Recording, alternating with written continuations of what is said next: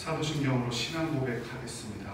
전능하사 천지를 만드신 하나님 아버지를 내가 믿사오며 그 외아들 우리 주 예수 그리스도를 믿사오니 이는 성령으로 잉태하사 동정녀 마리아에게 나시고 본디오 빌라도에게 고난을 받으사 십자가에 못 박혀 죽으시고 장사한 지 사흘 만에 죽은 자 가운데서 다시 살아나시며 하늘에 오르사 전능하신 하나님 우편에 앉아 계시다가 저리로서 산 자와 죽은 자를 심판하러 오시리라. 성령을 믿사오며 거룩한 공예와 성도가 서로 교통하는 것과 죄를 사하여 주시는 것과 몸이 다시 사는 것과 영원히 사는 것을 믿사옵나이다. 아멘. 찬송가 323장 찬송하겠습니다.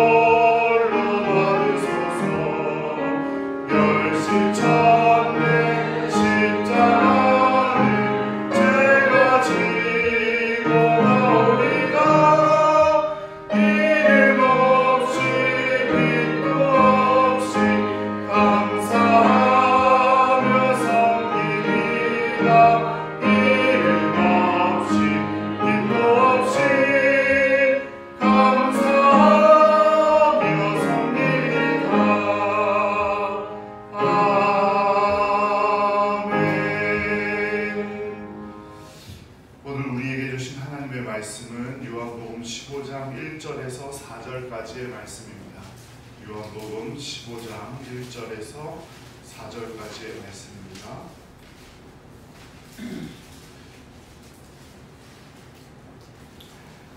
하나님의 말씀 함께 봉독해 올리겠습니다. 나는 참 포도나무요 내 아버지는 농부라. 물은 내게 붙어있어 열매를 맺지 아니하는 가지는 아버지께서 그것을 제거해 버리시고 무릇 열매를 맺는 가지는 더 열매를 맺게 하려 하여 그것을 깨끗하게 하시느니라. 너희는 내가 일러준 말로 이미 깨끗하여졌으니 내 안에 거하라. 나도 너희 안에 거하리라. 가지가 포도나무에 붙어있지 아니하면 스스로 열매를 맺을 수 없음 같이 너희도 내 안에 있지 아니하면 그러하리라. 아멘. 7월 한 달 동안도 주님께서 주시는 기쁨과 평안 가운데 거하시는 모든 성도님들 되시기를 간절히 기도드립니다. 어떤 사람이든지 행복을 추구하면서 살아가는데요, 다 행복하길 원하죠, 그죠? 그런데 행복의 기초는 어디서 오냐면 보통 관계에서 옵니다. 남녀 관계, 부모 관계, 친구 관계, 또 직장 동료의 관계, 뭐 이런 관계 등등에서 오는데, 그 모든 관계의 기초는 또 어디냐면 바로 하나님과의 관계입니다. 하나님과 인간의 관계가 깨지면 모든 것이 다 깨진 것과 마찬가지예요.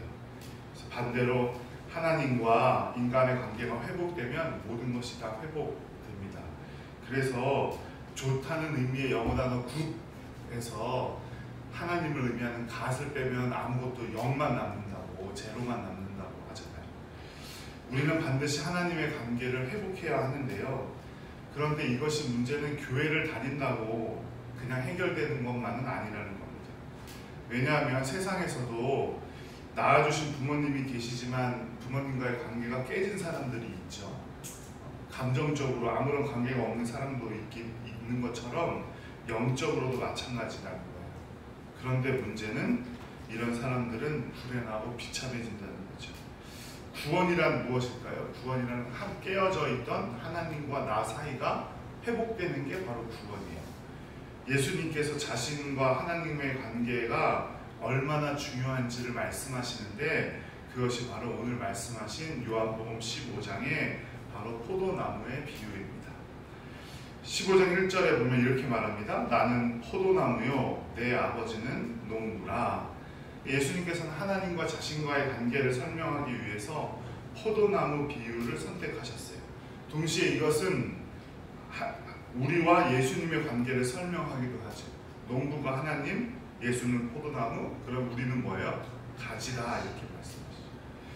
이 관계가 잘 되어 있으면 포도나무의 열매가 주렁주렁 열리고 농부의 마음도 기쁨으로 가득 차고 그래서 농부가 더 기쁨으로 포도나무를 가꾸게 된다, 이런 관계입니다. 그런데 유대인들에게 있어서 포도나무가 상징하는 건 뭘까요? 바로 자기 자신들이에요. 이스라엘 민족.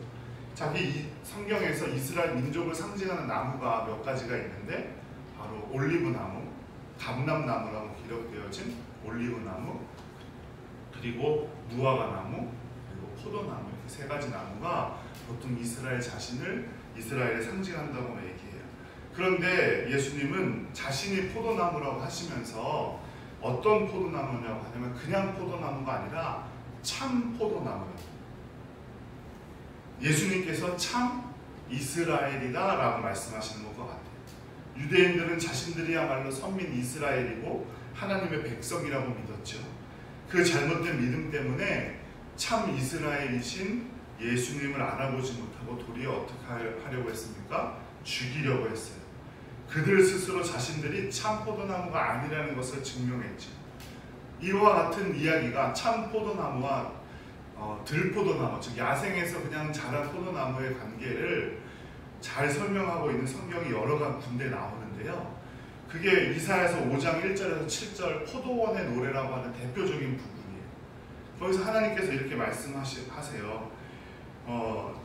내가 사랑하는 사람을 위해서 포도원을 잘 가꾸어서 참 포도나무, 아주 최상품의 포도나무를 심어서 그 포도 열매를 거두면 짜는 그런 그 기계도 놓고 또 다른 사람이 침입하지 못하도록 망대도 세워놓고 내가 그것을 너한테 잘 물려줬는데 어떻게 너희가 맺는 거는 들포도나무냐, 야생 포도나무냐, 이렇게 노래하고 있죠. 그리고 예레미야 2장 21절에 이렇게 말합니다. 내가 너를 순전한 참 종자 곧 귀한 포도나무로 심었거늘 내게 대하여 이방 포도나무에 악한 가지가 되면 어찌 됨이냐 이렇게 말하죠. 에스겔 15장에서도 보면 이제 뗄감 말고는 아무짝에도 쓸모없는 열매 맺지 못하는 포도나무 신세가 되는 이스라엘에 대한 이야기가 나옵니다. 또 시편 80편에도 이와 같은 이야기가 나오죠. 그래서 참 포도나무로 누가 오신 겁니까? 예수님께서 오신 거예요. 그런데 예수 그리스도께서 참 포도나무가 될 수 있는 이유는 뭘까요? 바로 농부 때문이지. 예수님은 아버지 하나님이 보시는 대로 보내신 대로 순종하셨어요. 예수님은 하나님 앞에서 철저한 수동적인 존재가 되었죠. 그럴 때 참 포도나무가 될 수 있었던 겁니다. 이스라엘과는 달리 자기가 원하는 열매를 맺으려고 했던 것이 아니라 하나님이 원하시는 열매 맺는 포도나무가 되려고 하셨기 때문에 참 포도나무가 될 수 있었던 겁니다. 자신의 영광을 먼저 챙긴 것이 아니라 하나님의 영광을 먼저 생각하셨기 때문에 예수님은 참 포도나무가 되셨어요. 예수님은 겉과 속이 다르지 않고 한결같이 신실하심으로 하나님의 명령에 순종했기 때문에 참 포도나무가 될 수 있었던 겁니다. 우리도 이와 같이 우리 주 예수 그리스도의 명령에 하나님의 말씀에 순종함으로 들포도나무, 이방 포도나무가 아니라 참 포도나무가 될 수 있기를 간절히 기도드립니다. 우리 15장 2절 말씀을 함께 읽어보도록 하겠습니다. 무릇 내게 붙어있어 열매를 맺지 아니하는 가지는 아버지께서 그것을 제거해 버리시고, 무릇 열매를 맺는 가지는 더 열매를 맺게 하려 하여 그것을 깨끗하게 하시느니라. 아멘. 열매 맺는 가지와 열매 맺지 못하는 가지가 나옵니다. 팔레스타인 지역에서 포도나무는 2번의 가지치기를 했대요. 우리나라랑 비슷한 것 같은데, 먼저 꽃이 피는 봄에 순의 끝을 잘라서 빨리 자라지 못하도록 한다거나, 또 일부 꽃송이를 제거해서 남은 것들이 더욱더 풍성해지도록 하는 그런 가지치기가 있고, 2번째 가지치기는 가을에 하는데, 포도 수확을 마친 다음에 그 열매 맺을 가망이 없는 나무 가지들을 다 잘라버리는 거지. 예수님께서 소개하는 첫 번째 가지는 예수님께 붙어있지만 열매 맺지 못하는 가지입니다. 이런 가지가 바로 제자들을 말하는 거예요. 형식적으로 3년 동안이나 예수님을 따라다녔지만 결국엔 열매 맺지 못하고 다 도망가 버렸다. 그들을 말하는 거지. 그 중에서도 대표적인 인물은 누구입니까? 가룟 유다죠. 그는 3년이나 예수님을 따라다니면서 다른 제자들과 똑같이 귀신을 쫓아내고 하나님 나라를 전하고 권능을 행했습니다. 하지만 그는 자기가 원하는 열매를 맺기를 원했죠. 예수님께서 원하셨던 십자가를 지고 예수님을 쫓는 삶이 아니라 어떤 권력을 보장받을 수 있는 그런 열매를 원했던 겁니다. 그래서 그는 열매를 보지 못하고 예수님을 배신하기에 이릅니다. 마태복음 7장에 보면 하늘에 계신 내 아버지의 뜻대로 행하는 자라야 천국에 들어갈 것이라고 말씀하셨습니다. 즉 우리도 하나님께서 원하시는 열매를 맺어야 된다는 거예요. 열매를 맺더라도 하나님께서 원하시는 열매를 맺어야지, 하나님께서 원하시지 않는 내 자신이 원하는 그런 열매를 맺으면 아무 소용 없다는 겁니다. 그리고 예수님께서 마태복음 7장에 이어서 뭐라고 말씀하시냐면, 아무리 귀신을 쫓아내고 주님의 이름으로 권능을 행하여도 내가 너희를 도무지 알지 못할 것이다 라고 말씀하셨어요. 그들이 맺는 열매는 나쁜 열매이기 때문에. 그러니 예수님은 마태복음 7장 23절에서 제자를 향해 이렇게 외칩니다. 불법을 행하는 자들아 내게서 떠나가라. 이렇게 말합니다. 이것이 바로 제거하다와 같은 의미입니다. 내게서 떠나가라. 두 번째 가지는 열매 맺는 가지죠. 농부이신 하나님은 열매를 맺는 가지는 더 열매 맺게 하실 거예요. 그런데 여기서 열매란 무엇일까요? 처음에 예수님께서 오늘의 말씀의 시작을 통해서 하나님과의 관계, 우리와의 관계를 포도나무, 농부, 가지 이렇게 설정해 놓으셨던 것처럼, 여기서 말하는 열매란 주님을 더욱 친밀히 알고 관계가 깊어지고 또 우리가 인격과 우리의 삶 가운데서 맺혀지는 열매를 의미할 겁니다. 그래서 예수님은 더 열매를 맺게 하려 하여 그것을 깨끗하게 하시느니라 라고 말씀하셨죠. 요한복음 13장에 보면 예수님은 제자들에게 이렇게 말씀하십니다. 너희가 다 깨끗하나 다는 아니니라. 열매가 없는 가룟 유다를 제외하고는 나머지 제자들은 깨끗하다라고 말씀하신 거예요. 그런데 그때 쓰인 요한복음 13장 10절에서 쓰인 깨끗하다와 오늘 3절 말씀에 쓰신 단어 깨끗하다는 같은 단어죠. 너희는 내가 일러준 말로 이미 깨끗하여졌으니 하고 같은 단어예요. 그리고 요한복음 13장에서 요한복음 16장까지는 한 설교문이에요. 예수님의 한 설교문. 그런 의미에서 보면 이미 제자들은 예수님께서 깨끗해졌다라고 말씀해 주신 거예요. 이미 관계가 정상으로 되어 있다, 이런 말씀이신 거죠. 예수님께서 요한복음에서 예수님께서 가장 강조하시는 것은 바로 말씀인데, 이들은 예수 그리스도의 말씀을 통해 이미 관계가 좋아졌다, 이런 의미를 가지고 있는 의미인 거예요. 사도 요한은 그래서 예수님을 뭐라고 그랬습니까? 태초부터 계신 하나님의 말씀이라고 말씀하셨죠. 결국 우리가 열매 맺는 가지가 되기 위해서는 하나님의 말씀을 통해 실질적으로 관계를 맺고, 그 말씀을 통해 오늘도 하나님의 뜻대로 행하려고, 하나님의 말씀대로 행하려고 노력하는 것, 그것이 우리 삶의 열매란 의미입니다. 내가 원하는 것을 위해 사는 사람들이 아니라 말씀을 통해서 하나님께서 나에게 무엇을 원하시는지를 바로 알고 그대로 살아가고 분별하는 지혜를 갖는 것이 바로 열매 맺는 삶이라는 것을 꼭 기억하시기 바랍니다. 요한복음 15장 4절 말씀 함께 읽겠습니다. 내 안에 거하라 나도 너희 안에 거하리라. 가지가 포도나무에 붙어있지 아니하면 스스로 열매를 맺을 수 없음같이 너희도 내 안에 있지 아니하면 그러하리라. 포도나무에 붙어있지 않는 가지가 열매를 맺는 일은 상상할 수도 없는 거죠. 그렇죠? 스스로 열매 맺는 가지는 존재할 수 없습니다. 그 당연한 원리가 예수님과 우리 사이에 적용되는 거예요. 너희도 내 안에 있지 아니하면 그러하리라. 그러하리라는 건 무슨 의미예요? 열매 맺지 못할 것이다 라는 의미죠. 그러면 봄 가지치기에는 다행히 살아남을 수 있을지 모르지만 가을의 가지치기에는 분명히 어떻게 돼요? 가지치기 당한다는 거죠. 사랑하는 동산고성 여러분, 세상 사람들은 저마다 갖가지 열매를 맺고 살아갑니다. 누구를 의지하는지에 따라 그 열매가 달라지죠. 우리는 하나님이 원하시는 열매를 맺어야 할 줄로 믿습니다. 우리는 가지이고 우리는 나무가 절대로 아니에요. 농부는 더더욱 아니에요. 그러니 우리는 스스로 열매를 맺을 수 없음을 깨닫고 하나님의 말씀으로 영양분을 공급받고 하나님의 뜻대로 살려고 노력하는 그런 가지가 되어야 할 줄로 믿습니다. 예수 그리스도께 꼭 붙어있는 가지, 그래서 예수님으로부터 풍성하고 놀라운 영양분을 말씀을 통해 공급받고 그것을 통해 또 예수님과 더 가까워지고 그렇게 진짜 풍성하고 좋은 참 포도나무 열매를 맺으며 살아가는 여러분들 되시기를 간절히 바랍니다. 좋은 열매를 맺는 귀한 가지들, 그렇게 해서 이번 7월도 좋은 열매 맺고 주님께 영광 돌리는 7월 되시기를 간절히 기도드립니다. 기도하겠습니다. 사랑과 은혜가 풍성하시고 거룩하신 아버지 하나님, 지난 전반기도 땀 흘려 노력한 것들을 기뻐 받아주시고 지난 밤도 지켜주신 은혜 감사를 드립니다. 후반기와 7월을 시작하며 기도로 새벽을 깨우는 모든 성도들과 함께하여 주시옵소서. 성령 충만함을 간절히 사모하오니 성령님 우리 마음에 내주하여 주셔서 정결케 하시고 오직 하나님의 자녀로서 죄를 멀리하고 항상 순결함을 지키며 살아가게 하시옵소서.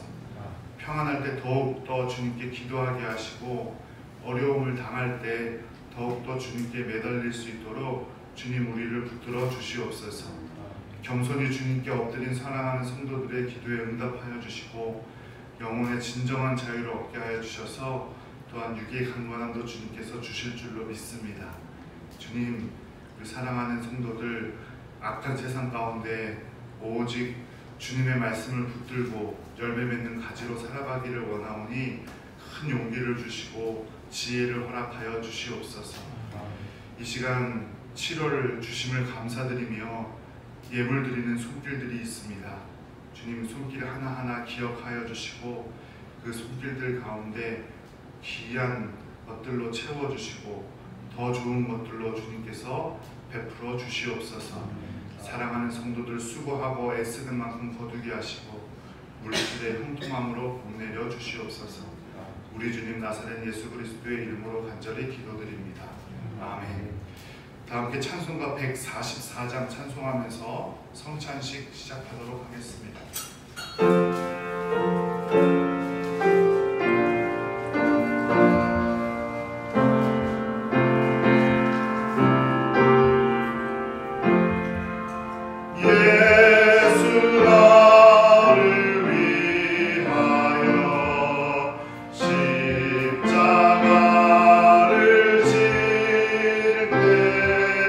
세상 죄를 지시고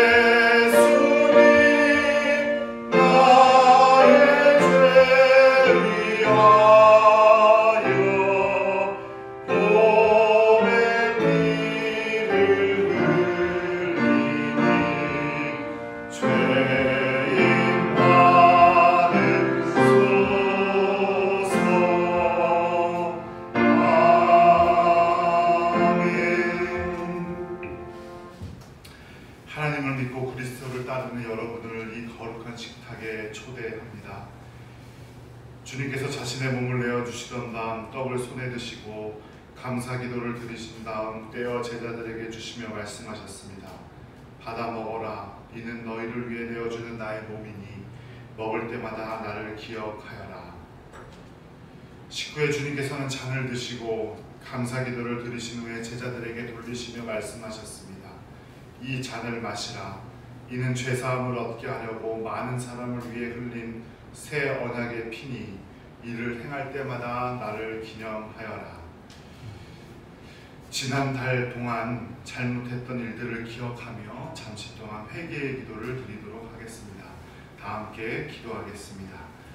사랑이 많으신 하나님 아버지 주님, 지난 성찬 이후 주님 안에서 많은 점을 제조했습니다. 주님 당하지 못했고 더 충실하고 성실하지 못하였습니다.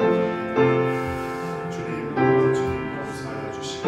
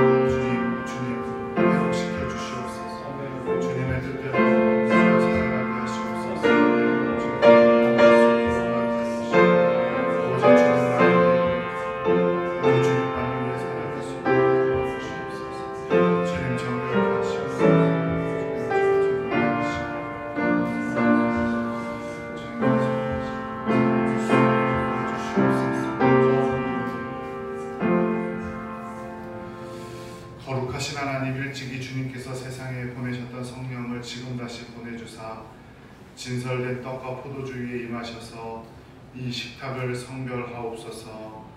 또한 성령께서 여기 모인 우리 위에 함께하사 이 떡과 포도주로 영원한 생명의 양식이 되게 하시며 이를 먹고 마심으로 그리스도의 새로운 몸을 입어 세상을 변화시키는 능력이 되게 하시옵소서. 우리 주 예수 그리스도의 이름으로 기도드립니다. 아멘. 이 떡을 나눌 때에 우리는 그리스도의 한 몸에 참여합니다. 이제 가장 제일 위에 투명한 포장을 벗겨 떡 정병을 드시기 바랍니다.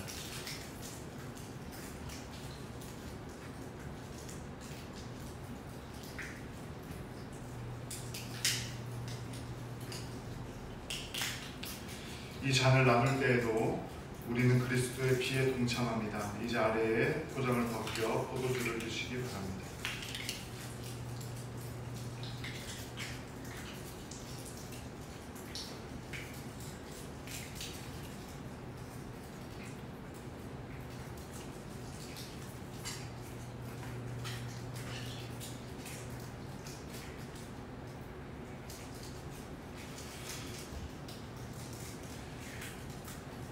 우리 이제 다 함께 감사의 기도를 드리겠습니다. 우리를 위해 생명을 주시는 하나님 아버지, 이 거룩한 신비에 감사드리오며 성령의 능력 안에서 새 사람이 되어 하나님의 나라가 임할 때까지 그리스도의 일꾼으로 살게 하여 주시옵소서.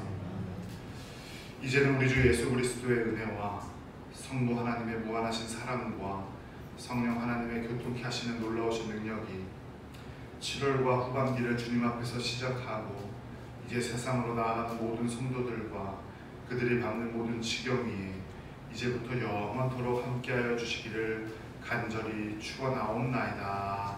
아멘. 다 함께 주여 삼창하고 기도하겠습니다. 주여, 주여.